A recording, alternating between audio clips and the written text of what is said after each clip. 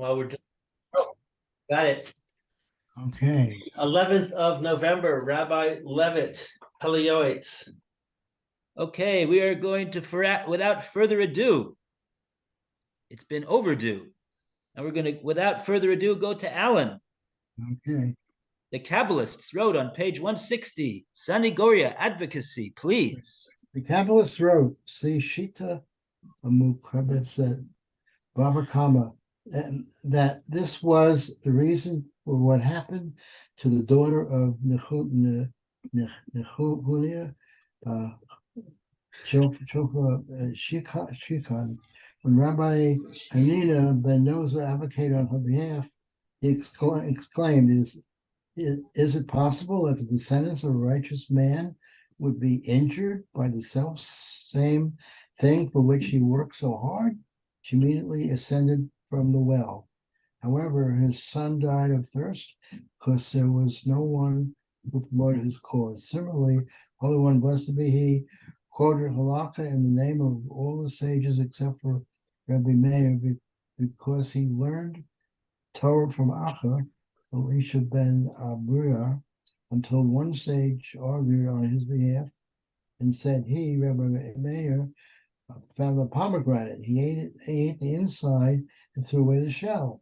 Oh, and blessed be he, immediately quoted a halakha in his name, Chagiga 15b. With our own ears, we heard a story during a time of religious persecution that there were several people who were taken out to be killed in what would have been a sanctification of Hashem's name. A woman came out towards them and said, Master Universe, you know well the people you have chosen. Who is like your nation, people of Israel, who are willing to die for the sanctification of your name? The angel revealed that the decree was immediately notified because of her words. There are many other such stories. Wow. Amazing. Okay. So here's stories about how speaking positively about the Jewish people resulted in Yeshuas and salvations and Hatzalah on behalf of the Jewish people.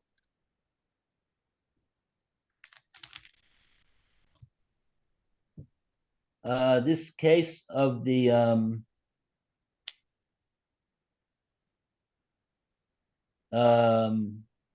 Nehunya Chofer Shichim was this person Nehunya.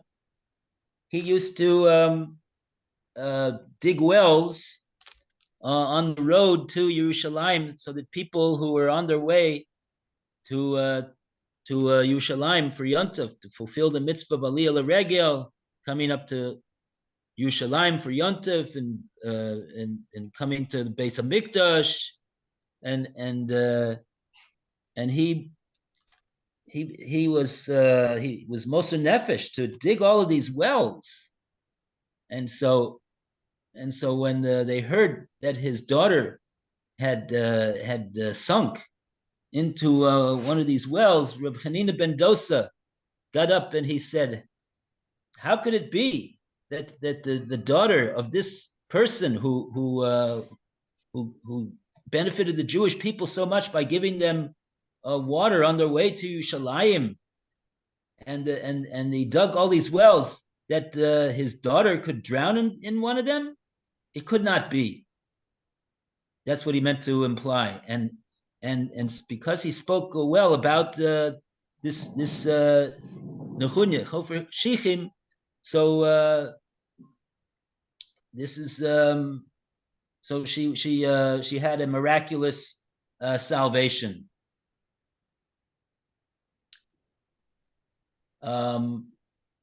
This is actually, I think we saw this Gemara. We should have seen this Gemara in Bava Kama.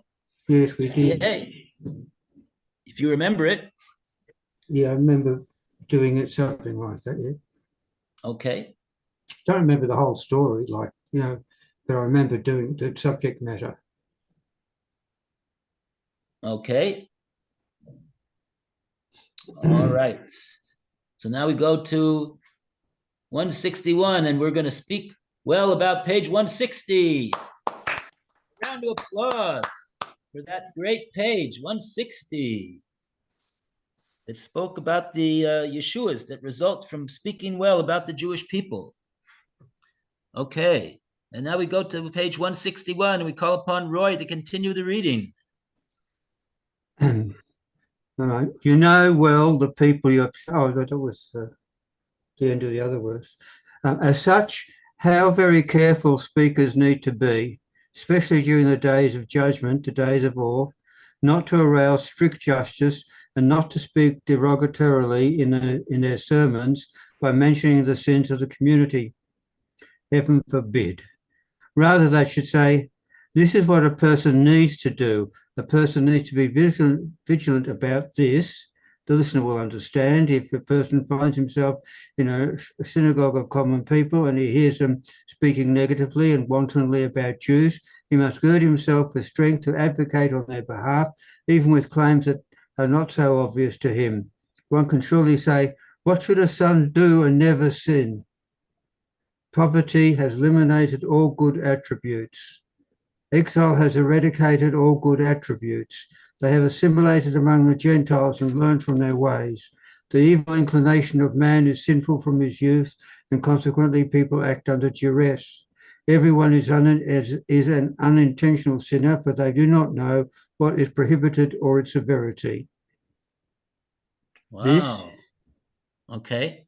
This and similar explanations a person should seek in order to advocate on behalf of a person's merit. Whoever judges others favorably will be judged favorably by Hashem. Go out and see how Yitzhak advocated on behalf of the Jewish people in Shabbat 89b by saying, how many years does a man live? 70. Discount the first 20 for which he's not punished. Discount half the remaining 50 which are night, and so on. Seek, understand, and you will see God's kindnesses, for he desires kindness and accepts all kinds of arguments from someone who advocates on others' behalf. Oh, okay. So interesting.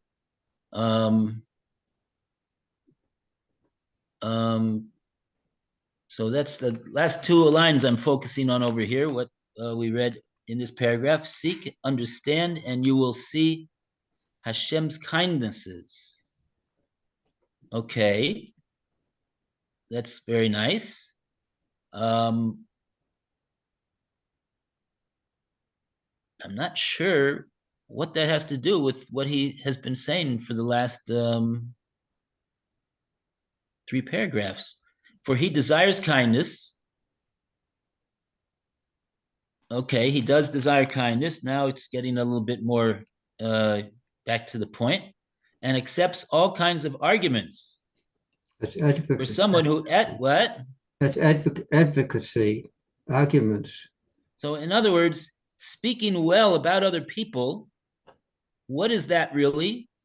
It's a kindness. It's a kindness because you're choosing to focus on the good that you see.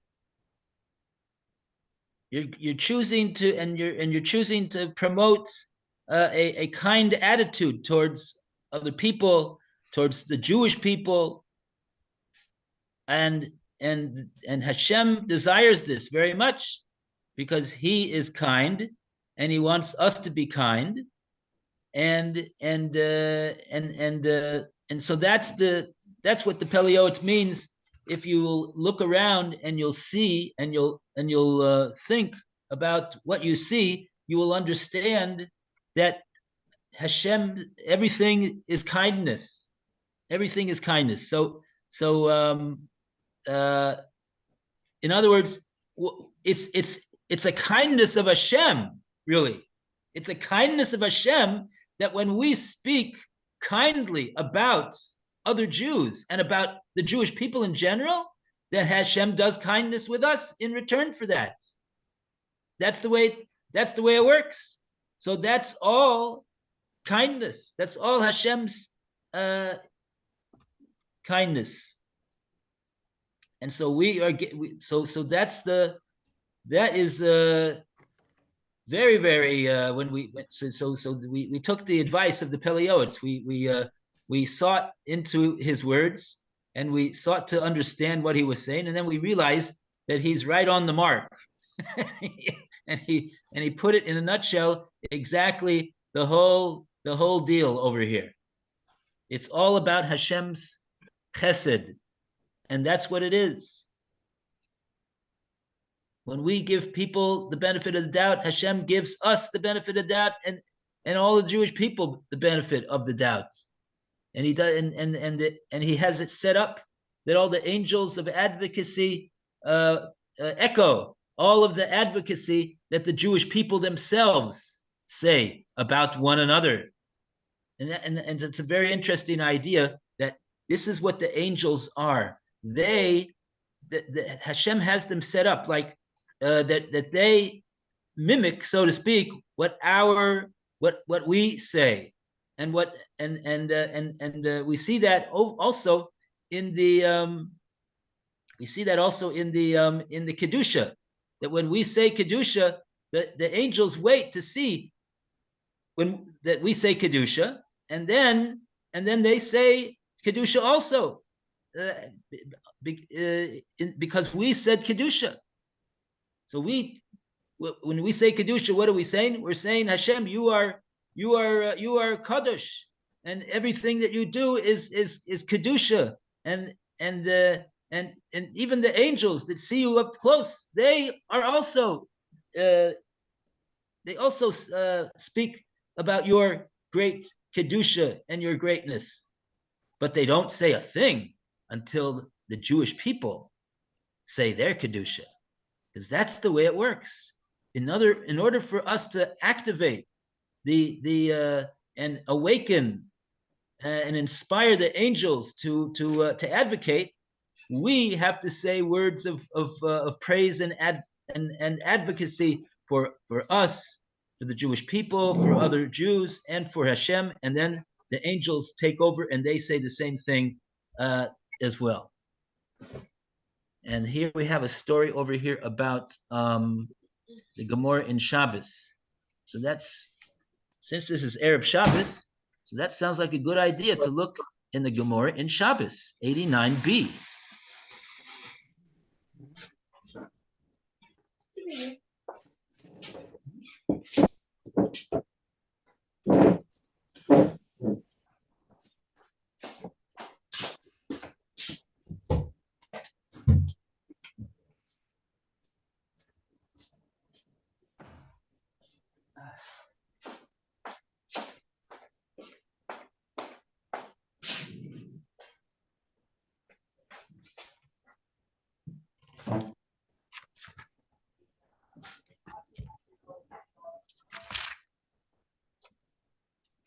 Okay, 89b. 89b. Where do we find this story about Yitzchak?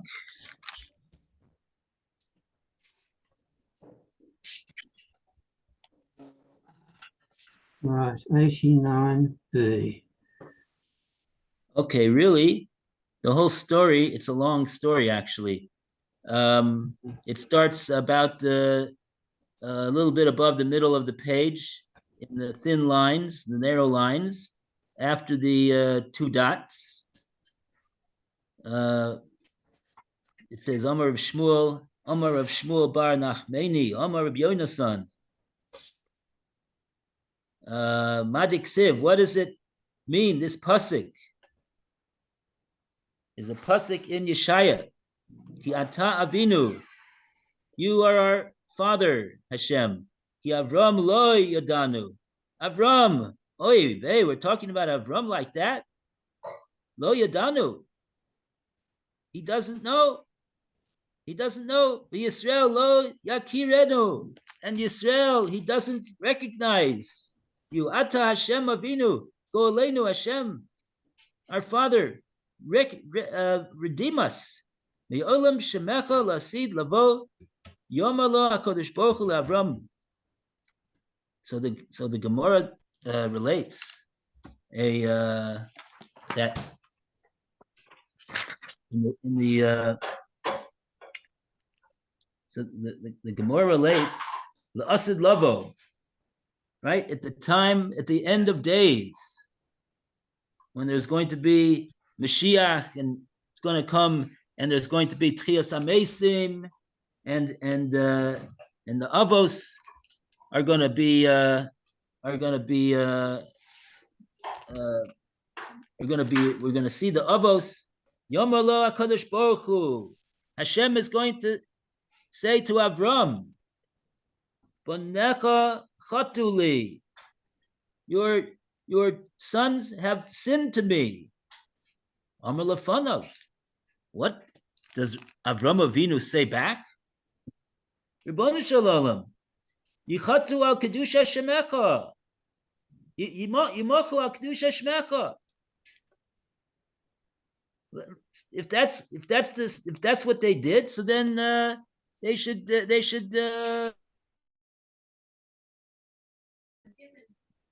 Yimachu, not forgiven. Obliterated. They should be obliterated. Yes. Al Kedusha Shmecha. That's what Avram said. That's what he's going to say. Amar le Yaakov. Hashem said, that's not what I wanted to hear. Let me hear what Yaakov has to say. So, the Havile Tsar Gidol Bonim.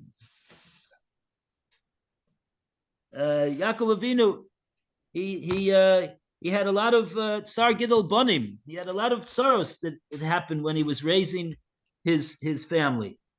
Efshar the boy Rachme Alayu. He's a person who understands what it means to have Rachmanis on someone else. Maybe he will speak kindly about the Jewish people.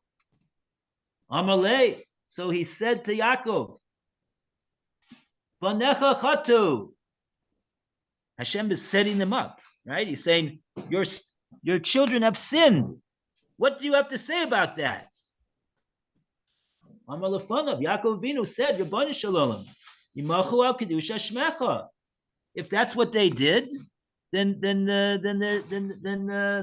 he was his same response as Avraham Avinu. Says Hashem, Loi Besabe Tama Beloi Bedardake Yetza.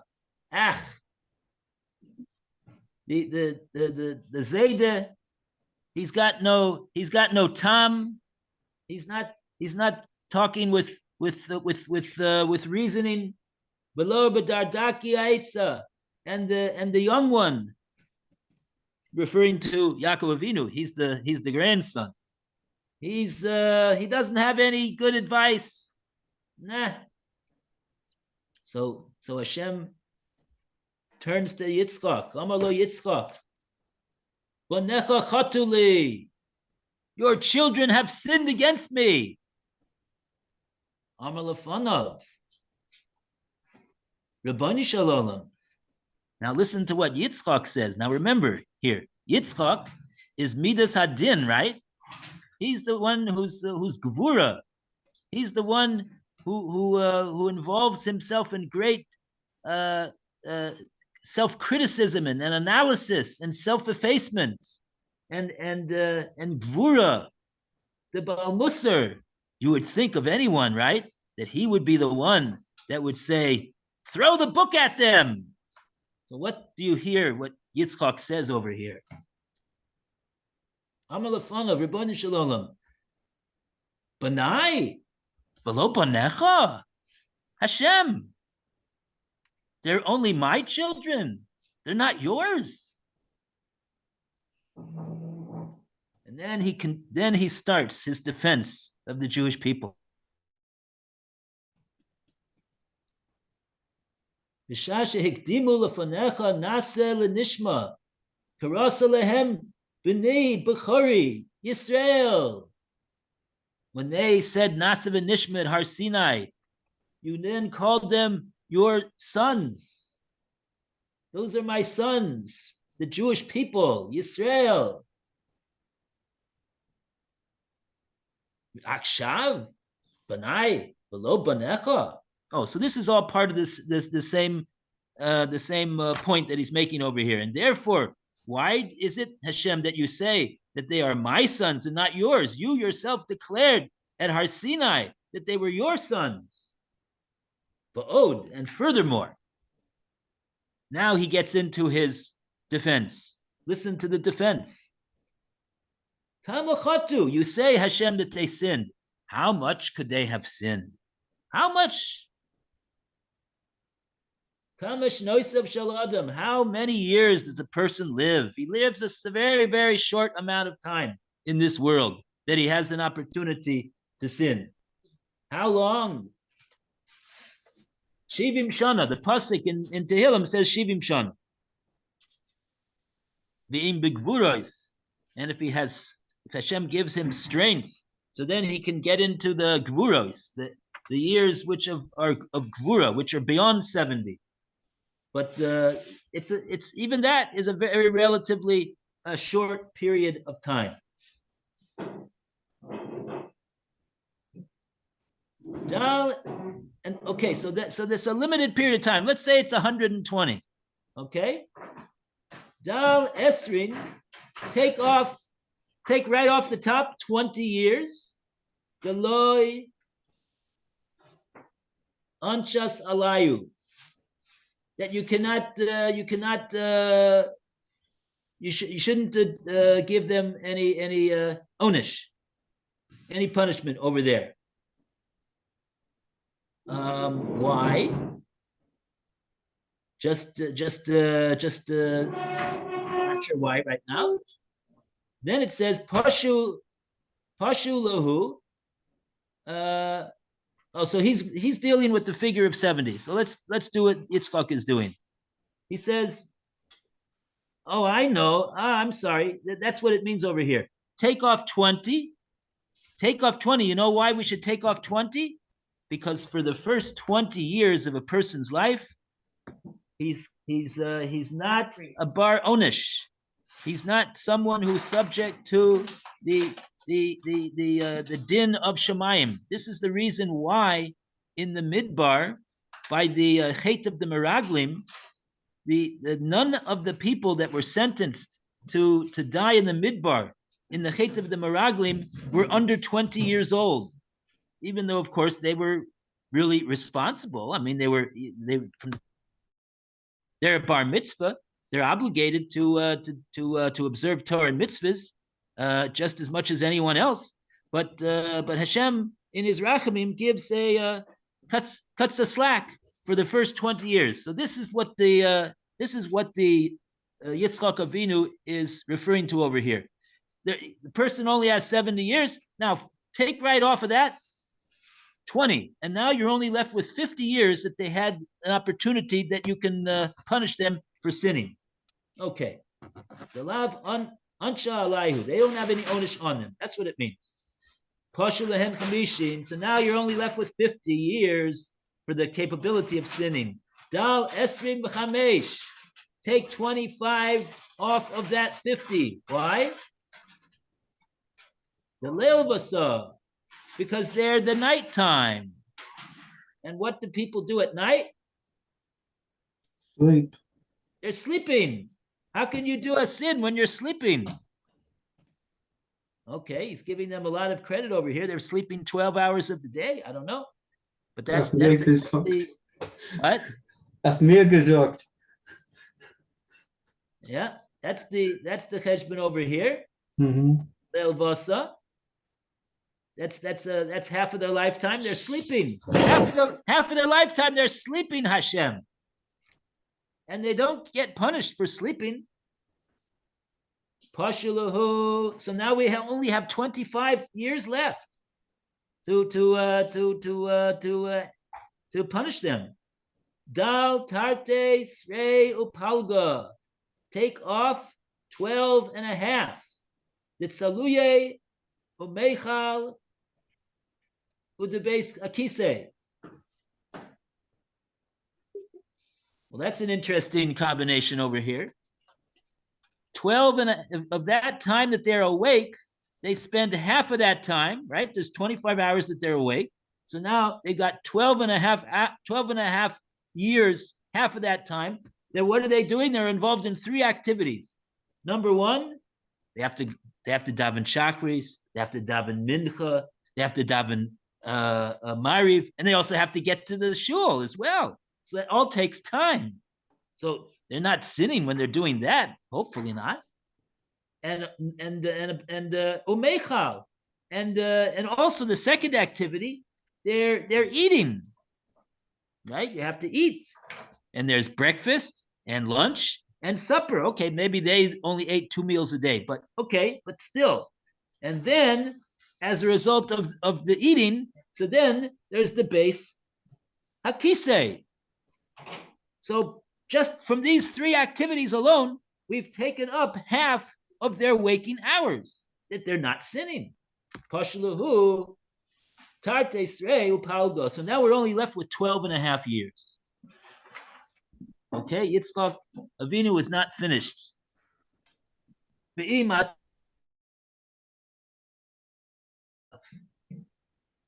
Shem, if you want to take those 12 and a half years and knock it off the cheshbon, mutav, that'll be good. And if you don't want to do that,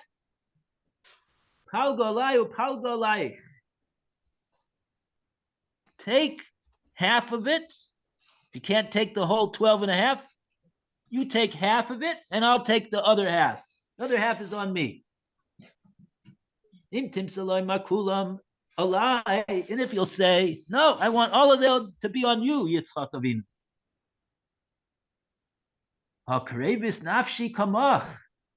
Hashem, haven't I been Moser Nefesh Mamish for the sake of your great name in the Akedah? When my father told me that I was supposed to be a Korban Lashem, and what did I do? I said, of course. And make sure that you bind me on the mizbeach so that the shechita will be kosher. So that's what Yitzchak Avinu said. We'll say, La'asad Lavo, in defense of the Jewish people. Pasku b'yomru, they will open their mouths and they will say, this pasuk in Yeshaya, Ki ata Avinu, you are our father, Yitzchak. So Yitzchak comes out to be the hero over here. What do you think of that? Amalehem Yitzchak says, Ad shatem mekalsin li, kalsu l'kodesh baruch hu, u'machve luhu Yitzchak hakodesh baruch hu be'eineu. Yitzchak doesn't take the credits. Yitzchak says, what are you doing praising me? Praise Hashem. Who's he asking to praise Hashem? For Hashem to praise Hashem? No, the Jewish people. It said, Pasku v'yomru. It's Lashon Rabbim over there. Pasku v'yomru. They opened up their mouths and they said to Yitzchak, Ki ata Avinu, you are our father. And Yitzchak says to the Jewish people, Amar lehem Yitzchak. He says back to them, no. Instead of you praising me, you should instead praise Hashem. Now, what does it say? Yitzchak HaKadosh Baruch Hu be'einaihu.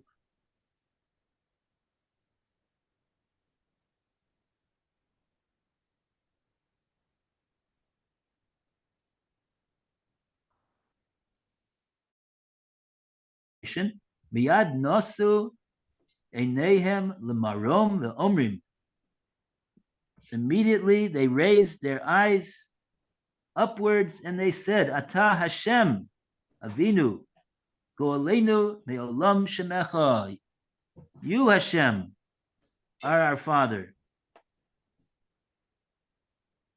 You are our Redeemer forever.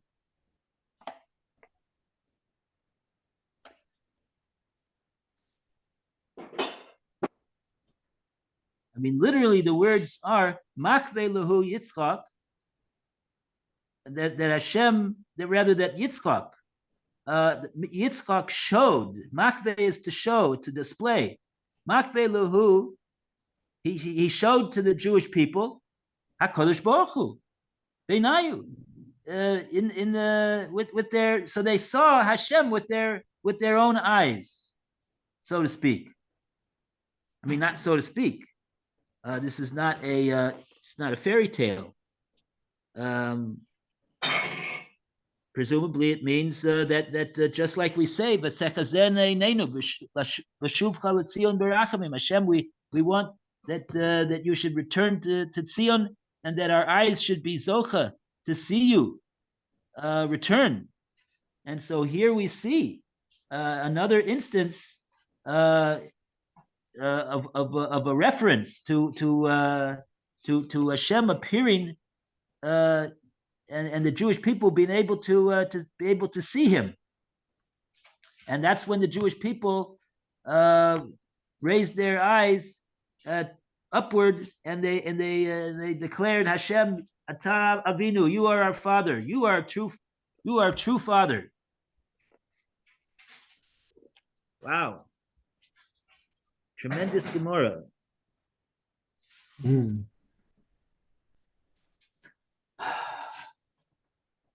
So that's this week's parsha about the birth of Yitzchak. So Yitzchak is going to be according to the Gemara, the drasha of the Gemara here, Yitzchak is going to be the one that's going to speak on behalf of the Jewish people. He's going to be the advocator when even the Avram and Yaakov